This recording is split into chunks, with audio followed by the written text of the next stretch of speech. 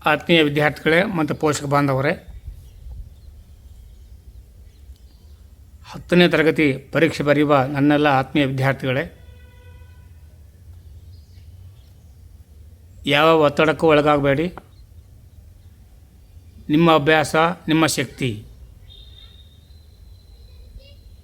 ನಿಮ್ಮ ಬೆಂಬಲವೇ ನನ್ನ ಧ್ವನಿಗೆ ಶಕ್ತಿ. ನಾನು ಈ ಹಿಂದೆ ಆನ್ಲೈನ್ ಕ್ಲಾಸ್ನಲ್ಲಿ ಹೇಳುವಾಗ ಕೆಲವೊಂದಿಷ್ಟು ಪ್ರಶ್ನೆಗಳು ಬಿಟ್ಟು ಹೋಗಿದ್ವು, ಅತಿ ಮುಖ್ಯವಾದ ಪ್ರಶ್ನೆಗಳು. ಇವಾಗೇನು ಹೇಳ್ತಾರೆ, ಅತಿ ಸಂಭವನೀಯ ಪ್ರಶ್ನೆಗಳು ಪರೀಕ್ಷೆಗೆ ಬಂದೇ ಬರ್ತವೆ, ಖಂಡಿತ ಓದಿ, ನಿಖರವಾಗಿ ಓದಿ, ಕರಾರುವಕ್ಕಾಗಿ ಬರೀರಿ, ನಾನು ನಿಮಗೆ ನೋಟ್ಸ್ ಬರೆಸಿದ್ದೇನೆ, ಚೆನ್ನಾಗಿ ಓದ್ಕೊಳ್ಳಿ. ಹಾಗೆ ಕೆಲವೊಂದಿಷ್ಟು ಬಿಟ್ಟು ಹೋಗಿದ್ದಾವೆ, ಅದು ನಾನು ನೆನಪು ಮಾಡೋಷ್ಟೇ ನನ್ನ ಕೆಲಸ. ಬಿಟ್ಟದ ಪ್ರಶ್ನೆಗಳು ಯಾವ್ಯಾವು ಅಂತಂದು ಹೇಳಿ ನಾನು ನಿಮ್ಮ ಎದುರಿಗೆ ತರಬಯಸ್ತಾ ಇದ್ದೇನೆ. ಇವು 3 ಅಥವಾ 4 ಅಂಕದ ಪ್ರಶ್ನೆಗಳು. ಒಂದಿಷ್ಟು ಪ್ರಶ್ನೆಗಳ ಸಂಚಿಕೆಯಲ್ಲಿ ಈ 2ನೇ ಸಂಚಿಕೆ. ಮಾರ್ತಾಂಡ ವರ್ಮ ಡಚ್ಚರನ್ನು ಹೇಗೆ ನಿಯಂತ್ರಿಸಿದನು? ಇದು ಪ್ರಶ್ನೆ. ಇದಕ್ಕುತ್ತರವಾಗಿ 1758ರವರೆಗೆ ವೈನಾಡ್ ಸಂಸ್ಥಾನವನ್ನು ಆಳಿದವನು ರಾಜ ಮಾರ್ತಾಂಡ ವರ್ಮ. ಡಚ್ಚರಿಂದ ತನ್ನ ಸಂಸ್ಥಾನವನ್ನು ರಕ್ಷಿಸಿದನು. ರಾಜಧಾನಿಯನ್ನು ತಿರುವನಂತಪುರಕ್ಕೆ ಸ್ಥಳಾಂತರಿಸಿದವನು. ಕರಿಮೆಣಸಿನ ವ್ಯಾಪಾರದಲ್ಲಿ ಡಚ್ಚರನ್ನು ತಡೆಗಟ್ಟಿದ. ತಿರುವಾಂಕೂರಿನಲ್ಲಿ ಡಚ್ಚರನ್ನು ಸೋಲಿಸಿದನು. ನೆಡುಮಂಗಡ ಕೊಟ್ಟಾರಕರಗಳನ್ನು ವಶಪಡಿಸಿಕೊಂಡ. 1741ರಲ್ಲಿ ಡಚ್ಚರನ್ನು ಹಿಮ್ಮೆಟ್ಟಿಸಿದಲ್ಲದೆ 1753ರ ಒಪ್ಪಂದದ ಪ್ರಕಾರ ಡಚ್ಚರು ಶರಣಾದರು.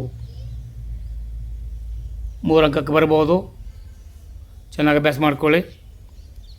ಈಗ ದೋಂಡ್ಯವಾಗನ ಹೋರಾಟದ ಬಗ್ಗೆ ಬರೆಯಿರಿ. ದೋಂಡ್ಯವಾಗ ಯಾರು? ಅವನ ಬಗ್ಗೆ ಒಂದಿಷ್ಟು ಮಾಹಿತಿ ಬರೆಯಿರಿ ಮತ್ತು ವಿವರಿಸಿ. ದೋಂಡ್ಯ ಇಂದಿನ ಕರ್ನಾಟಕ ರಾಜ್ಯದ ಚೆನ್ನಗಿರಿಯಲ್ಲಿ ಜನಿಸಿದವ. ಸೈನ್ಯವನ್ನು ಕಟ್ಟಿ ಬ್ರಿಟಿಷರ ವಿರುದ್ಧ ಹೋರಾಟ ಮಾಡಿದವನು. ಶಿವಮೊಗ್ಗ, ಬಿದನೂರು ಕೋಟೆ ವಶಪಡಿಸಿಕೊಂಡನು. ಅನೇಕ ಅತೃಪ್ತ ಪಾಳೆಯಗಾರರು ಪ್ರೋತ್ಸಾಹಿಸಿದರು. ದೋಂಡ್ಯ ಶಿಕಾರಿಪುರವನ್ನು ಕಳೆದುಕೊಳ್ಳಬೇಕಾಯಿತು. ವೆಲ್ಲಸ್ಲಿ ಅವನ ಅಂತ್ಯ ಹಾಡಲು ನಿರ್ಧರಿಸಿದನು. ಬ್ರಿಟಿಷರು ಕೋನಗಲ್ಲಿನಲ್ಲಿ ಆತನನ್ನು ಹತ್ಯೆಗೈದರು. ಈಗ ಅಸಹಕಾರ ಚಳವಳಿಯ ಬಗ್ಗೆ ಬರೆಯಿರಿ. 1920ರಲ್ಲಿ ಗಾಂಧೀಜಿ ಅಸಹಕಾರ ಚಳವಳಿಯನ್ನು ಆರಂಭಿಸಿದರು. ಇವರು ಚಳವಳಿಗೆ ಕರೆ ಕೊಟ್ಟಿದ್ದರಿಂದ ವಿದ್ಯಾರ್ಥಿಗಳು ಶಾಲಾ ಕಾಲೇಜು ತೊರೆದರು. 1920ರ ಸಮಯದಲ್ಲಿ ದೇಶದಾದ್ಯಂತ ರಾಷ್ಟ್ರೀಯ ಶಾಲೆಗಳನ್ನು ಸ್ಥಾಪಿಸಲಾಯಿತು. ನ್ಯಾಯಾಲಯಗಳಲ್ಲಿ ನ್ಯಾಯಾಧೀಶರು ನ್ಯಾಯಾಲಯಗಳನ್ನು ಬಹಿಷ್ಕರಿಸಿ ಚಳುವಳಿ ಧುಮುಕಿದರು. ಈ ಸಮಯದಲ್ಲಿ ವಿದೇಶಿ ವಸ್ತುಗಳನ್ನು ಬಹಿಷ್ಕರಿಸಲಾಯಿತು. ಪ್ರಾಂತೀಯ ಚುನಾವಣೆ ಬಹಿಷ್ಕರಿಸಿದರು. ಅನೇಕ ಹೋರಾಟಗಾರರು ತಾವು ಪಡೆದಿದ್ದ ಬಿರುದುಗಳನ್ನು ವಾಪಸ್ ಮಾಡಿದರು. ಚೌರಿ ಚೌರ ಘಟನೆಯಿಂದಾಗಿ ಅಸಹಕಾರ ಚಳವಳಿ ಹಿಂತೆಗೆದುಕೊಳ್ಳಬೇಕಾಯಿತು.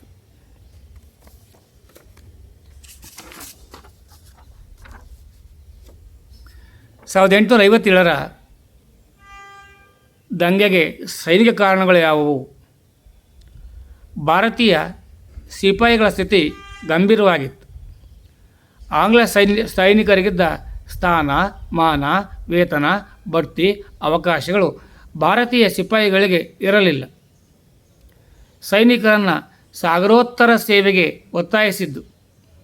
ರಾಯಲ್ ಎನ್ಫೀಲ್ಡ್ ಬಂದೂಕುಗಳ ತುಪಾಕಿಗಳಿಗೆ ಹಂದಿ ಮತ್ತು ಹಸುವಿನ ಕೊಬ್ಬು ಸವರಧರ್ಮ ವದಂತಿ ಸೈನಿಕ ದಂಗೆಗೆ ಪ್ರಮುಖ ಕಾರಣಗಳಾಗಿ ತೋರಲ್ಪಡುತ್ತವೆ. 1857ರ ದಂಗೆಗೆ ರಾಜಕೀಯ ಕಾರಣಗಳು ಯಾವುವು? ಉತ್ತರವಾಗಿ, ದತ್ತು ಮಕ್ಕಳಿಗೆ ಹಕ್ಕಿಲ್ಲ ಎಂಬ ನೀತಿಯಿಂದ ದೇಶಿ ರಾಜರು ತಮ್ಮ ರಾಜ್ಯಗಳನ್ನು ಕಳೆದುಕೊಂಡರು. ಸತಾರ, ಜೈಪುರ, ಝಾನ್ಸಿ, ಉದಯಪುರ, ಬ್ರಿಟಿಷರ ವಶವಾದವು. ತಂಜಾವೂರು, ಕರ್ನಾಟಕ ನವಾಬರು ತಮ್ಮ ರಾಜ ಪದವಿಯನ್ನು ರದ್ದು ಮಾಡಿಕೊಂಡರು. ಮೊಘಲ್ ಚಕ್ರವರ್ತಿ ಔದ್ ನವಾಬರ ಪದಚ್ಯುತಿಯಾಯಿತು. ಲಕ್ಷಾಂತರ ಸೈನಿಕರು ನಿರುದ್ಯೋಗಿಗಳಾದರು. ಇವೆಲ್ಲವೂ ಸಿಪಾಯಿ ದಂಗೆಗೆ ರಾಜಕೀಯ ಕಾರಣಗಳಾಗಿ ಪರಿಣಮಿಸಿದವು.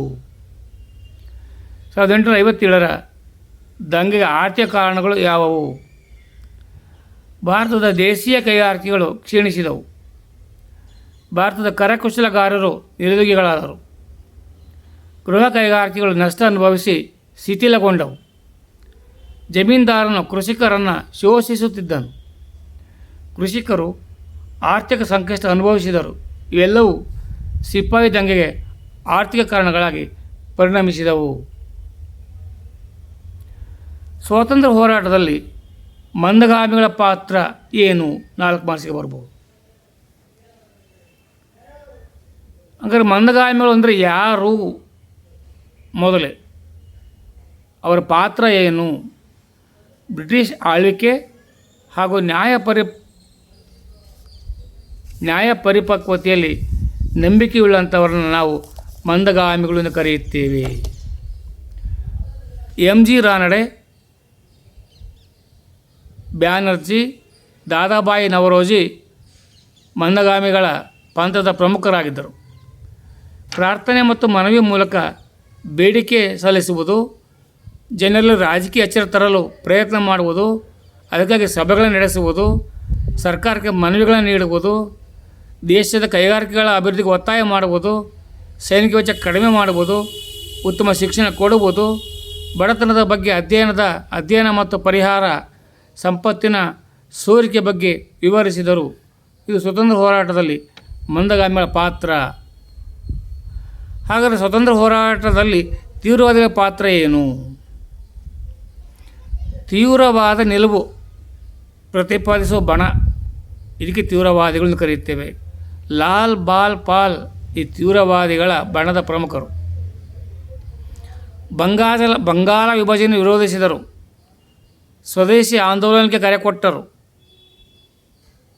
ಸ್ವದೇಶಿ ವಸ್ತು ಬಳಸಲು ಪ್ರೇರೇಪಿಸಿದರು. ದೇಶದಾದ್ಯಂತ ಸ್ವದೇಶಿ ಚಳುವಳಿ ಆರಂಭ ಮಾಡಿದರು. ವಿದೇಶಿ ವಸ್ತುಗಳನ್ನು ಬಹಿಷ್ಕರಿಸಿದರು. ಹೋರಾಟಕ್ಕೆ ಜನಸಾಮಾನ್ಯರನ್ನು ಸಂಘಟಿಸಿದರು. ಧಾರ್ಮಿಕ ಉತ್ಸವಗಳ ಮೂಲಕ ಜನರ ಪ್ರೇರಣೆ ನೀಡಿದರು. ಪತ್ರಿಕೆಗಳ ಮೂಲಕ ಜನರನ್ನು ಪ್ರೇರೇಪಿಸಿದರು. ಸ್ವಾತಂತ್ರ್ಯ ಹೋರಾಟದಲ್ಲಿ ಅನಿ ಬೆಸೆಂಟರ ಪಾತ್ರ ಏನು?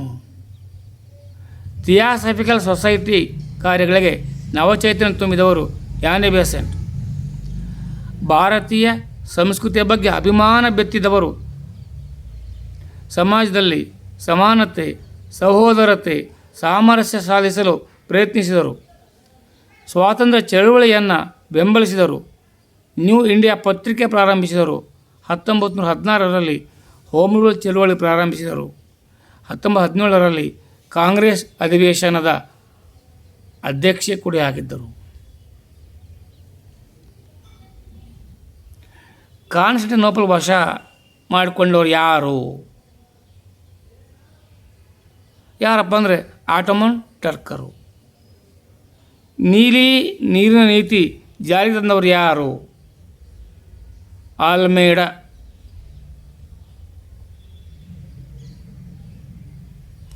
ಭಾರತ ಉಕ್ಕಿನ ಮನುಷ್ಯ ಎಂದು ಪ್ರಸಿದ್ಧಿಯಾದವರು ಸರ್ದಾರ್ ವಲ್ಲಭಭಾಯಿ ಪಟೇಲ್.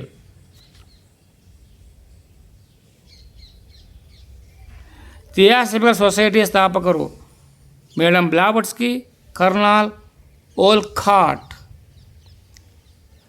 ಮೈಸೂರು ಪ್ರಜಾಪ್ರತಿನಿಧಿ ಸಭೆ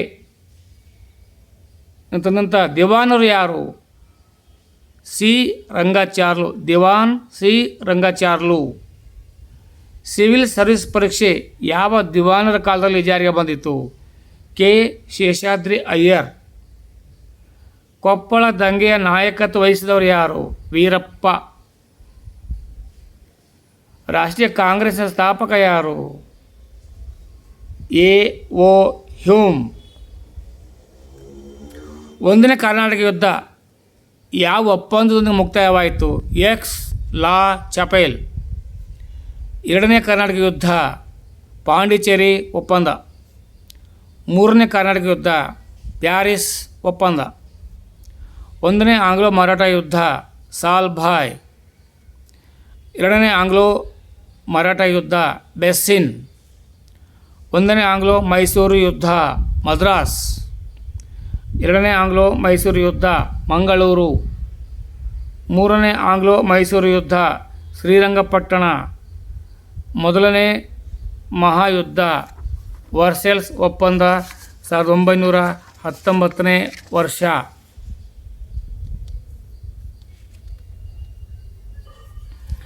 ಭಾರತ ಎದುರಿಸುತ್ತಿರುವ ಸವಾಲುಗಳು ಯಾವುವು? ಪಟ್ಟಿ ಮಾಡಿ. ಭಾರತ ಎದುರಿಸುತ್ತಿರುವ ಸವಾಲುಗಳು ಯಾವುವುಗಳೆಂದರೆ ಕೋಮುವಾದ, ಅನಕ್ಷರತೆ, ಲಿಂಗ ತಾರತಮ್ಯ, ಲಾಭಕೋರ್ತನ, ಆರ್ಥಿಕ ಅಸಮಾನತೆ, ಲಿಂಗತ್ವ, ಅಲ್ಪಸಂಖ್ಯಾತರು, ಪ್ರಾದೇಶಿಕವಾದ, ಭ್ರಷ್ಟಾಚಾರ, ಬಡತನ, ಕಳ್ಳಸಾಗಾಣಿಕೆ, ಜನಸಂಖ್ಯಾ ಸ್ಫೋಟ. ಭ್ರಷ್ಟಾಚಾರ ನಿಯಂತ್ರಣದ ಕ್ರಮಗಳು ಯಾವುವು? ಪ್ರಬಲ ರಾಜಕೀಯ ಇಚ್ಛಾಶಕ್ತಿ ಅತ್ಯಗತ್ಯ. ಸಾರ್ವಜನಿಕ ಸಹಕಾರ ಅತ್ಯಗತ್ಯ. ಉತ್ತಮ ರಾಜಕೀಯ ನಾಯಕತ್ವವಿರಬೇಕು. ಉತ್ತರದಾಯಿತ್ವ ಹೊಂದಿದ ಅಧಿಕಾರ ವರ್ಗ ಬೇಕು. ಲೋಕಪಾಲ ಲೋಕಾಯುಕ್ತ ಸಂಸ್ಥೆಗಳ ಬಲವರ್ಧನೆ. ಸಕಾಲ ಜನಸ್ಪಂದನ ಯೋಜನೆಗಳ ಜಾರಿಗೆ ತರಬೇಕು. ಸರ್ಕಾರಿ ಕಚೇರಿಗಳಲ್ಲಿ CC ಕ್ಯಾಮರಾ ಅಳವಡಿಕೆ ಮಾಡಬೇಕು. ಕೇಂದ್ರೀಯ ಜಾಗೃತಾ ದಳ ಸ್ಥಾಪಿಸಲಾಗಿದೆ. ಭ್ರಷ್ಟಾಚಾರ ತಡೆ ಕಾಯ್ದೆ 1988ರಲ್ಲಿ ಜಾರಿಗೆ ತರಲಾಗಿದೆ. ಧನ್ಯವಾದಗಳು. ನನ್ನ ಆತ್ಮೀಯ ವಿದ್ಯಾರ್ಥಿಗಳೇ ಹಾಗೂ ಪೋಷಕ ಬಾಂಧವರೇ, ಮಕ್ಕಳಿಗೆ ಅಭ್ಯಾಸ ಮಾಡಿಕೊಳ್ಳಲಿಕ್ಕೆ ಒಂದು ಒಳ್ಳೆಯ ವಾತಾವರಣ ಕಲ್ಪಿಸಿಕೊಡಿ. ಯಾಕೆಂದರೆ ಮಕ್ಕಳೇ ನಮಗೆ ಆಸ್ತಿ. ನಾವು ಮಾಡಿದ ಮನೆ, ಮಠ, ನಗ, ನಾಣ್ಯ, ಸಂಪತ್ತುಗಳಲ್ಲ. ಅವರನ್ನು ಚೆನ್ನಾಗಿ ನೋಡ್ಕೊಳ್ಳಿ. ಅವರಿಗೆ ಒಳ್ಳೆಯ ಶಿಕ್ಷಣ ಲಭ್ಯವಾಗಿದ್ದೇ ಆದರೆ ನಿಮ್ಮಗಳ ಏಳಿಗೆ, ದೇಶದ ಏಳಿಗೆ ಎರಡೂ ಅಭಿವೃದ್ಧಿ ಆಗ್ತವೆ ಅಂತ ಹೇಳಲಿಕ್ಕೆ ನಾನು ಇಷ್ಟಪಡ್ತೇನೆ. ತಾವು ಅಭ್ಯಾಸ ಮಾಡಿ, ತಮ್ಮ ಮಿತ್ರರಿಗೂ ಇದನ್ನು ಶೇರ್ ಮಾಡಿ. ಧನ್ಯವಾದಗಳು. ಜೈ ಹಿಂದ್, ಜೈ ಕರ್ನಾಟಕ ಮಾತೆ, ಜೈ ಭಾರತ್ ಮಾತೆ.